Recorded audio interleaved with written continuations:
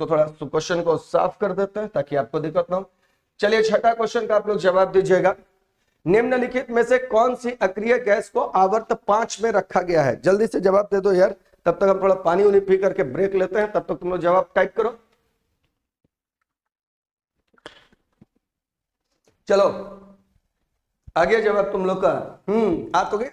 छठा का आंसर दे रहा है डी। चलो देख लेते हैं कौन सा अक्रिय गैस जो है वो आपका आवर्त 5 में रखा गया है। सब लोग का लगभग तो सही जवाब आ रहा है, यानी सबका तैयारी बहुत अच्छा चल रहा है। अमन चौधरी डी बोल रहा है, चंद्रकांत प्रकाश भी डी बोल रहा है। चलिए, है ना। अब देखिए, हाँ एक आ रहा है कि मैथ्स का क्लास भी सर लाइव करवा दीजिएगा। बिल्कुल भाई बच्चा, बिल्कुल करवाएंगे, टेंशन बिल्कुल नहीं लेना। पहले अभी जो पढ़ रहा है वो तो पढ़ लो, हम बोल रहे जितना कमेंट करना है ना सब कमेंट करना, क्लास कम से कम खत्म हो जाने दो। बीच में यार कमेंट तुम लोग कर रहा है, तुमको तो पढ़ना ही पड़ रहा है।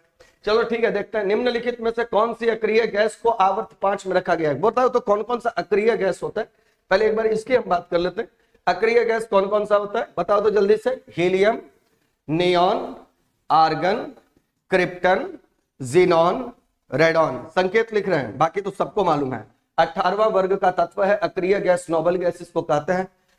हाँ, इसका एक बात हम जरूर बोलेंगे, इसका परमाणु संख्या सबका याद रखना, और कैसे याद रखेगा वो हम बता दे रहे हैं। देखो इसका होता है 2, इसका में 8 जोड़ देना तो 10, फिर इसमें 8 जोड़ देना 18, फिर इसमें 18 जोड़ देना 36, फिर इसमें 18 जोड़ देना तो 54, है ना। एक मिनट,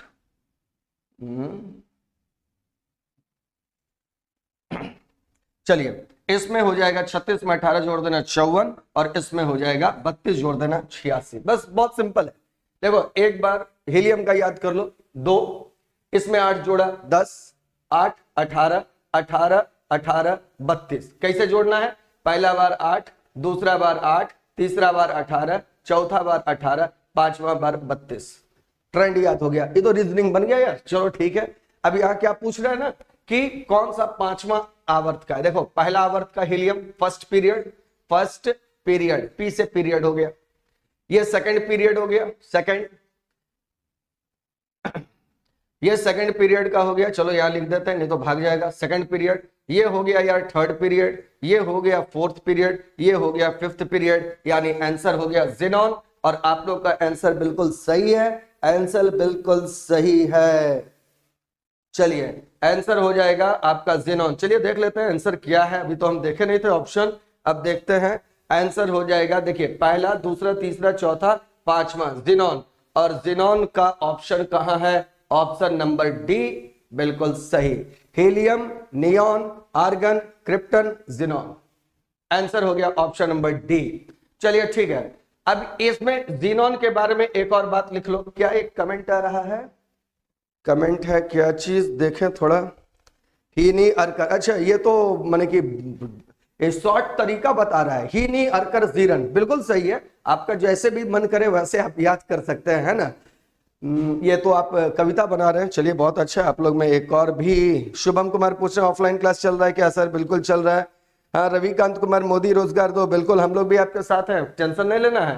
तो निम्नलिखित में से कौन से अक्रिय गैस को आवर्त, थोड़ा पढ़ लो यार अभी, है ना। बोले ना बड़का बड़का कमेंट नहीं करना, बाद में करेंगे। हम तो कह रहे हैं हम आपके साथ हैं, हम इसके लिए लड़ेंगे आपके साथ ही खड़े होकर के, क्योंकि आप देश के भविष्य हैं और आपका भविष्य के साथ कोई भी खिलवाड़ नहीं करेगा। हम लोग बिल्कुल इस मामले में आपके साथ हैं। लेकिन अभी क्वेश्चन पढ़ लीजिए, निम्नलिखित में से कौन से अक्रिय गैस को आवर्त 5 में रखा गया? आंसर हो जाएगा ज़ेनॉन, और बिल्कुल आपका सही है। इसमें एक बात याद रखिएगा, ज़ेनॉन सबसे अधिक यौगिक बनाने वाला अक्रिय गैस है। सबसे अधिक यौगिक बनाने वाला अक्रिय गैस लिख लो ज़ेनॉन। और रेडॉन अक्रिय गैस का प्रयोग कैंसर के उपचार में होता है। रेडॉन अक्रिय गैस कैंसर के उपचार में, लिख लो बच्चा, है ना। बाद में बोलेगा कि सर तो बताइए नहीं किए थे। नियॉन जो होता है इसका चमकीले विद्युत विज्ञापन में यूज किया जाता है, और आर्गन वायुमंडल में सबसे अधिक पाया जाता है, और इसका प्रयोग बोलो तो बल्ब में, इलेक्ट्रिक बल्ब में, ट्यूबलाइट में यूज होता है। फिर से एक बार समझा दे रहे हैं, सबसे अधिक यौगिक बनाने वाला ज़ेनॉन, चमकीले विज्ञापन में नियॉन, कैंसर के उपचार में रेडॉन, और आर्गन का क्या बता दिए? बोलो आर्गन का क्या बता दिए? विद्युत बल्ब में भरने के लिए। चलिए ठीक है, अब आ जाइए क्वेश्चन नंबर, हम लोग बात कर लेते हैं अगला क्वेश्चन में, और क्वेश्चन नंबर है भाई 7। चलिए 7 नंबर हम लोग बात कर लेते हैं।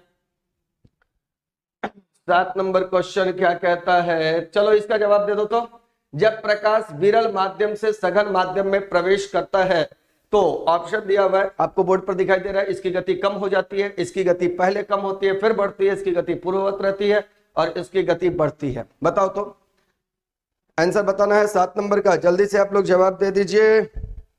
7 नंबर का आंसर नहीं बता रहा है कोई, जल्दी से यार। क्वेश्चन नंबर 7 का जवाब नहीं आ रहा है क्या? 7 नंबर का जवाब जल्दी से बता दीजिए। चलिए फिलहाल ठीक है, हम बताते हैं। जब प्रकाश विरल माध्यम से सघन माध्यम में प्रवेश करता है, जब प्रकाश विरल माध्यम, चलिए आ गया आंसर, पहला आंसर आ गया। क्या बोल रहा है? गति कम हो जाती है। बिल्कुल सही है, बिल्कुल सही जवाब दे रहा है। सब लोग सही जवाब ही लगभग दे रहे हैं, है ना? सब लोग का लगभग सही जवाब ही आ रहा है। चलिए ठीक है, चलो बहुत अच्छा, बहुत अच्छा, एकदम फटफट आ रहा है आंसर सबका। तो कह रहा है जब प्रकाश विरल माध्यम से सघन माध्यम में प्रवेश करेगा तो आंसर हो जाएगा इसकी गति यानी वेग कम हो जाता है। अब थोड़ा सा समझ लो, ये जो विरल माध्यम से सघन माध्यम में गया ना तो अपवर्तनांक बढ़ गया माध्यम का, है ना? विरल का अपवर्तनांक क्या होता है? कम, और सघन का अपवर्तनांक क्या होता है? ज्यादा। ये बात तो सबको क्लियर है। विरल का अपवर्तनांक कम होता है, सघन का अपवर्तनांक ज्यादा होता है, और जिस माध्यम का अपवर्तनांक ज्यादा होता है उस माध्यम में प्रकाश का वेग कम होता है। तो आंसर तो स्वाभाविक है। अच्छा, अगर पूछे तरंग दैर्ध्य तो वो भी बोलेंगे कम हो जाएगा।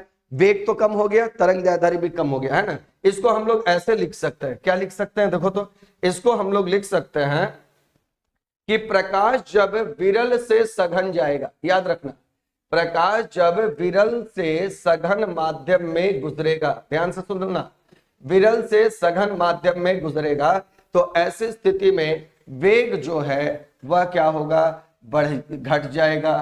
तरंग दैर्ध्य पूछेगा कि वेवलेंथ क्या होगा तो ये भी आप बोलना, तरंग दैर्ध्य पूछेगा तो ये भी बोलना घट जाएगा।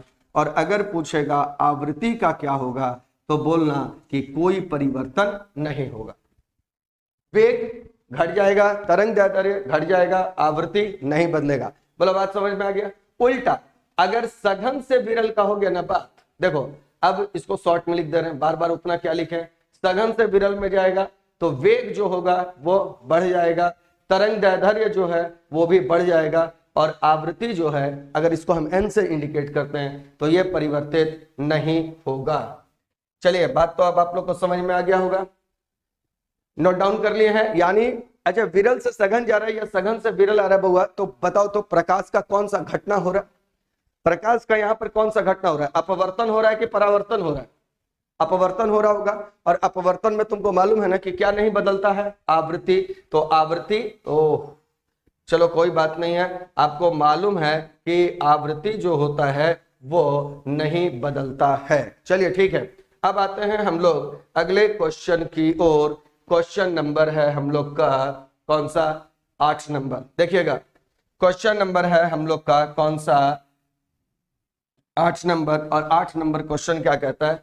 निम्नलिखित में से कौन सा विशेषता मटर के एक पौधे में अप्रभावी होता है? अब बताओ तो ये क्वेश्चन कहां का रहा होगा?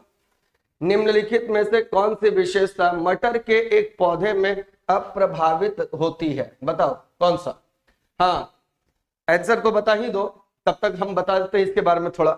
मटर का पहले तो वैज्ञानिक नाम याद रखना, पाइसम सैटिवम। पहला बात बता रहे हैं, मटर का वैज्ञानिक नाम होता है पाइसम सैटिवम। क्या बोले? मटर का वैज्ञानिक नाम याद रखो, पूछेगा और इसका नाम इंग्लिश में ही लिख रहे हैं, तुम लोग पढ़ने का प्रयास कर लेना। पाइसम सैटिवम इसका वैज्ञानिक नाम है। और मेंडल साहब जिनको अनुवांशिकी का पिता कहा जाता है ना? चलिए आंसर तो सही आ रहा है, अनुवांशिकी का जिसको पिता कहा जाता है। अभी थोड़ा इसका आंसर बाद में चेक कर लेते हैं, अभी तुम लोग आंसर तब तक भेजो, क्या हम तब तक बताते हैं इसके बारे में। मेंडल जो है वो अनुवांशिकी के पिता थे। आप लोग आंसर टाइप कीजिए, हम आपको बता रहे हैं सही सही। तो मटर जो होता है ना, इसका नाम है, वैज्ञानिक नाम है पाइसम सैटिवम। क्या नाम है बालक बताओ तो? Pisum sativum. और मेंडल जो अनुवांशिकी के जनक कहा जाते हैं, उन्होंने मटर पे ही प्रयोग किया था। और मटर के पौधे के 7 गुणों को उन्होंने गहराई से अध्ययन किया, और 7 गुणों को गहराई से अध्ययन करने के बाद उन्होंने क्या बताया? अनुवांशिकी का, जेनेटिक्स का 3 नियम दिया। तीनों नियम का नाम आपको याद होना चाहिए। मेंडल के द्वारा दिए गए जो 3 नियम थे, कभी कभी पूछता है कि इनमें से कौन सा नियम मेंडल का है या नहीं है, तो मेंडल के जो 3 नियम है उनका नाम समझ लो। मेंडल के जो 3 नियम है वो 3 नियम कौन कौन सा है, ठीक है। मेंडल का नियम में कौन कौन सा है देख लीजिए। पहला है प्रभाविकता का नियम, लॉ ऑफ डोमिनेंस।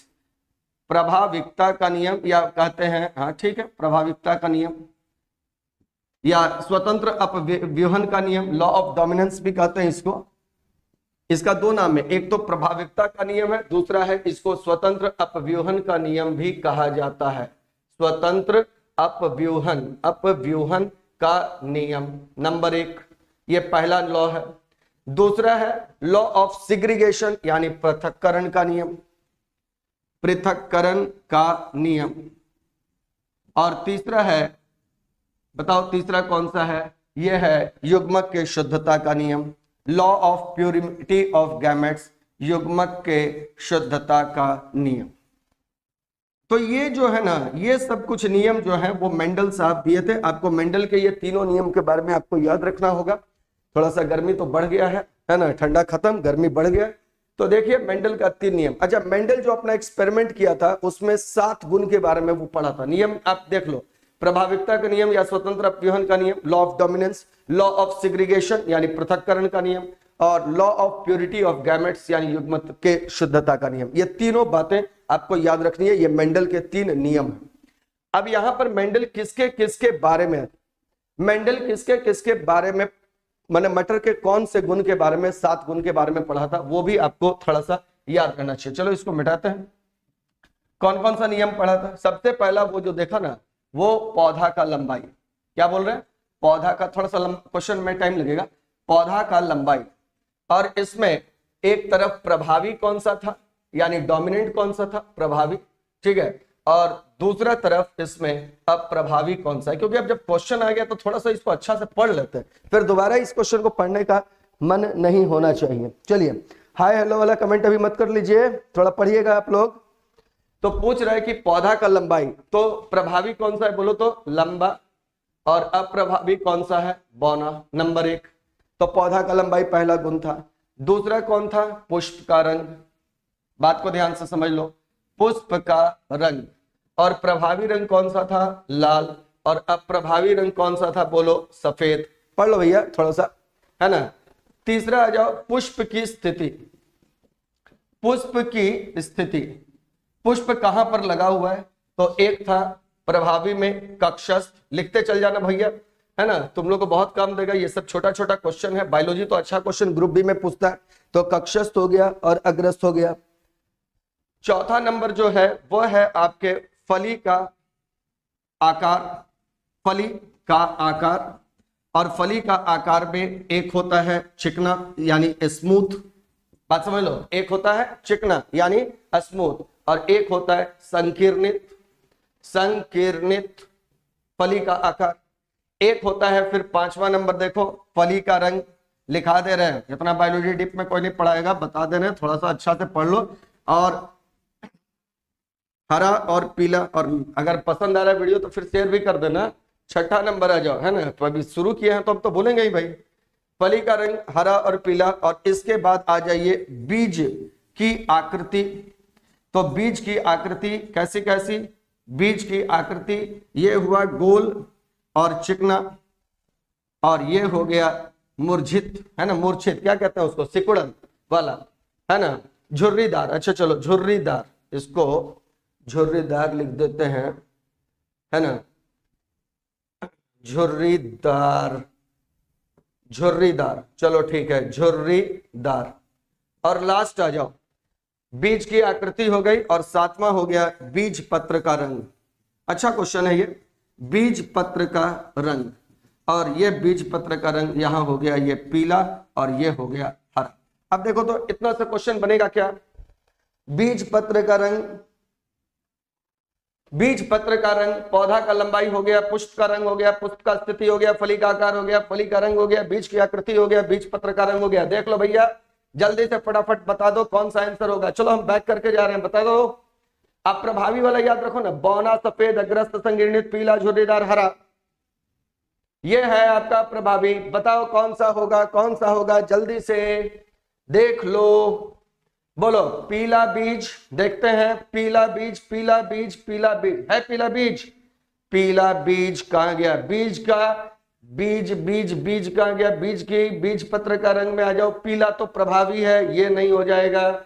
झुर्रीदार बीज देख लेते हैं, झुर्रीदार बीज, झुर्रीदार बीज, अरे कहां गया झुर्रीदार, यहां देखो आ गया, यही है अप्रभावी, और आंसर मार दो, और बाकी अब तुम लोग खोजते रहो। कौन सा विशेषता मटर के एक पौधे में अप्रभावित होता है, आंसर हो जाएगा झुर्रीदार। चलिए, बोल रहा है ग्रुप डी में पार लगा दीजिए। तुम्हारे साथी यार, ग्रुप डी में क्या नहीं पार लगेगा, हम रहेंगे तो पार नहीं लगेगा। जम के तो लोग मेहनत कर, लाइक कर, शेयर कर, सब्सक्राइब कर, दोस्त को बता, ज्यादा से ज्यादा जोड़ो, जितना तुम जोड़ेगा ना उतना हम तुमको क्वेश्चन के साथ जोड़ देंगे, उसके लिए टेंशन नहीं लेना। चलो अब आ जाते हैं क्वेश्चन नंबर 9 पर। देख लो 9 नंबर क्वेश्चन, टाइम पास नहीं करो, 9 नंबर पढ़ने में भी ध्यान दो। 9 नंबर देख लो बालक, हम क्लास में भी ऐसे ही डांट डांट के पढ़ाते हैं, सबको मालूम है। क्वेश्चन नंबर 9 आ जाओ। कहता है परागकण डैश के द्वारा उत्पन्न किया जाता है, फटाक से जवाब दो। थोड़ा हम भी जानना चाहते हैं कि मेरे साथ जो जुड़ा हुआ है क्या उसका मैंने कि अभी वर्तमान स्थिति है, उस हिसाब से उसको भी तो हम तैयार करेंगे। आज पहला दिन है ना, तो 9 का आ गया आंसर पराग कोश, बिल्कुल सही है भाई, पराग कोश, पराग कोश, आंसर हो गया 9 का ऑप्शन नंबर ए, 9 का आंसर, 9 का ऑप्शन नंबर ए, बिल्कुल सही जवाब पराग कोश। अब थोड़ा सा इसके बारे में भी बताते हैं आपको फटाक से। पराग कोश के बारे में देख लो, ये वाला लिखना है लिख लेना, स्क्रीनशॉट लेना है स्क्रीनशॉट लिख लेना, और उससे अच्छा भी होगा ना मन में याद कर लेना, बहुत जरूरी चीज है। थोड़ा सा मिट जाओ, ओम गिलिगिली, हाँ गिलिगिली हो गया।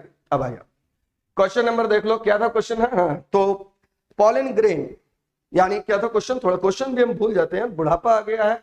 परागकण यानी पॉलन ग्रेन कौन उत्पन्न करता है, आंसर तो बता दिए परागकोश होता है। थोड़ा परागकोश के बारे में बता दो। पुष्प का जो नर भाग होता है उसको कहते हैं पुमंग, एंड्रोसियम, और एंड्रोसियम जिस नर छोटे छोटे अंगों से बना होता है उसको क्या कहते हैं बताओ तो, उसको कहा जाता है आपका स्टेमेन। क्या कहा जाता है, एंड्रोशियम हो गया, और एंड्रोशियम का जो छोटा छोटा बने कि बहुत सारा मिल करके बनता है उसको कहा जाता है क्या, थोड़ा सा हिंदी मेरा गड़बड़ है, तो इसको कहा जाता है स्टेमेन। अब ये स्टेमेन जो होता है ना, इसके 3 भाग होते हैं। कौन कौन सा भाग होता है ये हम बता देते हैं आपको, थोड़ा सा हम देख लेते हैं, इसको लिखने का जगह बना ले पहले। तो देखो, एक होता है इसमें फिलामेंट जिसको कहा जाता है तंतु, ये फिलामेंट हो गया, तंतु कहो पुतंतु कहो जो कहो, ठीक है। इसके बाद यहां पर होता है एक बाइलोब्ड रचना, और ये होता है तुम्हारा पॉलन सैक, है ना, ये होता है तुम्हारा पॉलन सैक, परागकोश, और ये 4 भाग में 4 चैम्बर में बटा होता है। इसमें छोटा छोटा होता है पॉलन ग्रेन, है ना, ये क्या हो गया जी, फिलामेंट हो गया, ये हो गया फिलामेंट, और ये जहां पे जुड़ा रहता है ना इसको कहते हैं योजक। तो ये योजक हो गया, ये तंतु या पुतंतु इसको कहा जाता है, और ये हो गया पॉलन सैक, इसको कहेंगे परागकोश, और इसी परागकोश के अंदर में रहेगा परागकण। तो उत्पन्न कौन करेगा भाई, पॉलन सैक करेगा। कौन करेगा, पॉलन सैक। चलिए ठीक है, तो आंसर देख लीजिए भाई, आंसर कौन सा हो गया, परागकण डैश के द्वारा उत्सर्जित किया जाता है, आंसर हो गया ऑप्शन नंबर ए परागकोश। अंडाशय और फिलामेंट तो बता दिए थे ना, देखो तो फिलामेंट कहाँ गया, फिलामेंट, ये वाला भाग फिलामेंट कहलाता है, चलो ठीक है। और ये वाला भाग याद रखना योजक होता है, इसको कहते हैं हम लोग क्या है, एंड्रोशियम का यूनिट है, और इसको स्टेमेन कहते हैं। हिंदी अभी हमको याद नहीं आ रहा है, ठीक है, क्योंकि हम बायोलॉजी तो थोड़ा इंग्लिश में ही पढ़े थे, अब भूल गए हैं, कभी याद आएगा तो बता देंगे, चलो ठीक है। वर्तिकाग्र और अंडाशय ये सब किसका भाग है बोलो तो, ये तो फीमेल का फ्लावर पार्ट का पार्ट है। फीमेल में थोड़ा सा भी इसको भी बता देते हैं आप लोग को, यहां पर इसको आप लोग बोलिएगा कि सर नहीं बताया। देखो ये होता है आपका स्टिग्मा, याद करो, ये होता है स्टाइल, और ये होता है ओवरी। ये हो गया ओवरी, अंडाशय, कार्पल का भाग है ये सब, जायांग का भाग है, जायांग में होता है बहुत सारे, जायांग किससे बनता है, कार्पल से मिलकर के बनता है। तो ये होता है ओवरी यानी अंडाशय, इसको कहा जाता है स्टाइल, और इसको कहा जाता है स्टिग्मा, इसको कहा जाता है स्टिग्मा। चलिए ठीक है, अब ये बात तो आप लोगों को क्लियर हो गया कि कहां स्टाइल होता है कहां स्टिग्मा होता है। नेक्स्ट आ जाइए, क्वेश्चन नंबर आते हैं हम लोग 10 पे। किसी वस्तु का प्रतिबिंब उसके वास्तविक आकार का प्राप्त करने के लिए वस्तु को उत्तल लेंस के सामने कहां रखना चाहिए? चलो भाई 10 का जवाब दे दो, 10 का जवाब दे दीजिए आप लोग फटाक से, जल्दी से। 10 नंबर, किसी वस्तु का प्रतिबिंब उसके वास्तविक आकार का प्राप्त करने के लिए उसको कहां रखना चाहिए? आप जानते हैं ना, उत्तल लेंस में प्रतिबिंब बड़ा भी बनता है, छोटा भी बनता है और बराबर भी बनता है। बड़ा कहां बनता है, छोटा कहां बनता है? चलो जवाब तो दे रहा है लोग, सही सही जवाब भी आ रहा है। मैं थोड़ा कमेंट चेक कर लूं। विवेक कुमार का क्या है, अमर चौधरी, अच्छा चंद्रकांत प्रकाश तो फटाक से जवाब देता है। धीरज कुमार बोल रहा है बी में, बिल्कुल सही है, 2F1 पर आंसर बिल्कुल सही आ रहा है। धीरज बिल्कुल सही जा रहे हो यार, आंसर हो गया 2F1 पर। अब देखो एक बात बता देता हूं थोड़ा सा यहां पर, चलिए बात क्या बताना है, बात ये भी बता देते हैं आपको। आपको मालूम ही है, फिर भी हम थोड़ा सा अब आए हैं तो क्वेश्चन को रिवाइज तो कराएंगे ही। ये लेंस हो गया, यहां पर आपका फोकस होता है, यहां पर वक्रता केंद्र होता है, यहां पर आप वस्तु को रखते हो। इधर हो गया F1, इधर हो गया C1, इधर हो गया F2, इधर हो गया C2, है ना। अब देखिए होता क्या है कि C1 को आप 2F1 भी कह सकते हो, क्योंकि मालूम है वक्रता त्रिज्या फोकस दूरी के दोगुनी होती है, सबको ये बात मालूम है। चलिए सही जवाब जा रहा है सबका। अब देखिए जब तक इसके पीछे यानी वक्रता केंद्र से पीछे है तब तक छोटा बनता है, वक्रता केंद्र पे रखोगे तो बराबर बनेगा, वक्रता केंद्र और फोकस के बीच में रखोगे तो बड़ा बनेगा, फोकस पे रखोगे तो अनंत पर बनेगा, और इसके बीच में रखोगे तो काल्पनिक और बड़ा बनेगा। यही केस होता है ना, बिल्कुल यही केस होता है। चलिए आंसर हो गया कौन सा, आंसर देख लो, आंसर हो गया आपका कौन सा, आंसर हो गया 2F1 पर, आंसर हो गया ऑप्शन नंबर बी। चलिए ठीक है, अब आ जाते हैं अगले